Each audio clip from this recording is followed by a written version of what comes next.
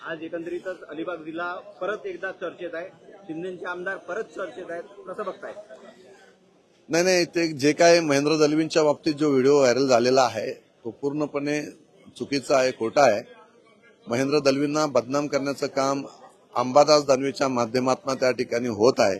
त्यामुळे हा खोट्या पद्धतीने केलेलं कृत्य आहे. आमच्या आमदारांनी त्या ठिकाणी जाहीरपणे सांगितलेलं आहे महेंद्र दलवींनी की त्यांचं जाहीर चॅलेंज आहे की या ठिकाणी हे कृत्य त्यांनी समोर येऊन बसून अंबादास दानवेंनी ते करावं, सिद्ध करावं.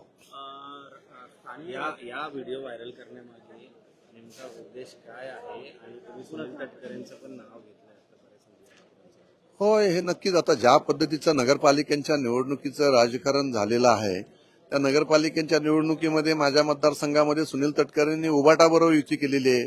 कर्जत नगरपालिका, खोपोली नगरपालिका, माथेरान नगरपालिका आणि काही ठिकाणी भाजपबरोबर त्यांची युती. त्या ठिकाणी भाजपबरोबरची युती आम्ही समजू शकतो, आपला अलायन्समधील घटक पक्ष आहे.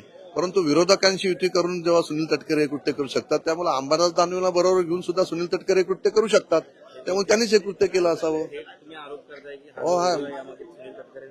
होय, हे ते करू शकतात कारण त्यांनीच हे सगळं कृत्य रायगडमध्ये जे काही रक्तरंजित राजकारण सुरू केलेलं आहे हे सुनील तटकरेंनी केलेलं आहे. माझ्या कर्जतमध्ये येऊन सुद्धा त्यांनी आम्हाला सुद्धा संपवण्याची भाषा त्यांनी कर्जतमध्ये येऊन केलेली आहे. त्यामुळे सुनील तटकरे करू शकतात हे माझा आरोप आहेच. युती धर्म पाळत नाहीत का सुनील तटकरे? सुनील तटकरे युती धर्म पाळत नाही आहेत. प्रदेश अध्यक्ष असल्यामुळे त्यांना पाहिजे तो निर्णय त्या ठिकाणी घेत आहेत.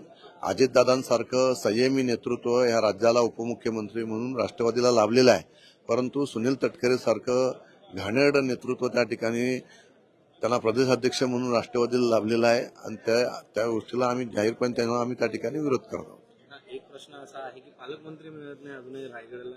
सगळ्या जिल्ह्यांमध्ये पालकमंत्री पण रायगडलाच नाहीये. काय म्हणजे कुठेतरी वरच्या राजकारणात तालुका आहे का?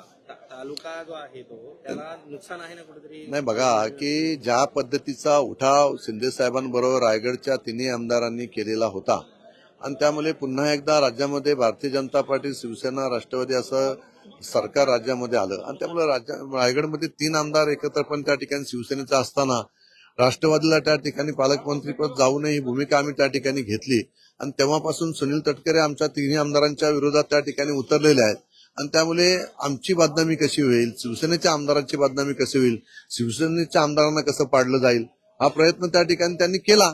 आम्ही प्रामाणिकपणे लोकसभेला त्यांचं काम केलं, परंतु विधानसभेला त्यांना विरोधक त्या ठिकाणी राहू नये म्हणून त्यांना पालकमंत्रीपद त्यांच्या मुलीला त्या ठिकाणी जावं म्हणून त्यांनी शिवसेनेच्या आमदारांना पाडण्याचा प्रयत्न त्या ठिकाणी त्यांनी केला. पण आम्ही पडलो नाही कारण आमच्याबरोबर शिवसेना आहे, शिवसेनेची जनता आहे, रायगडची जनता आहे. त्यामुळे आम्ही त्या ठिकाणी तो आम्हाला पराजित करू शकला नाही. सुरुवातीला संजय शिरसाट यांचा एक कॅस्टान किंवा त्या प्रकारचा व्हिडिओ प्रसारित झाला होता किंवा व्हायरल झाला होता. आता महेंद्र दळवींचा व्हिडिओ शिंदेच्या आमदारांना बदनाम कोण करताय? बघा, हे जाणीवपूर्वक कृत्य त्या ठिकाणी केलं जात आहे. शिंदेचे आमदार महेंद्र दलवींना बदनाम करण्याचा प्रयत्न त्या ठिकाणी होत आहे. तो अंबादास दानवेंबरोबर त्या ठिकाणी घरचा भेदी असणारा सुनील तटकरे हा विरोधकांना हाताशी धरून हे कृत्य करू शकतो. स्थानिक राजकारणाच्या याची काही किनार आहे का? कारण की स्थानिक स्वराज्य संस्थांमध्ये बरेच तुमचे वाद होते. जेव्हापासून महायुती गठीत झाली तेव्हापासून रायगड जिल्हा विशेषतः चर्चेत असलेला जिल्हा आहे. होय, नक्कीच.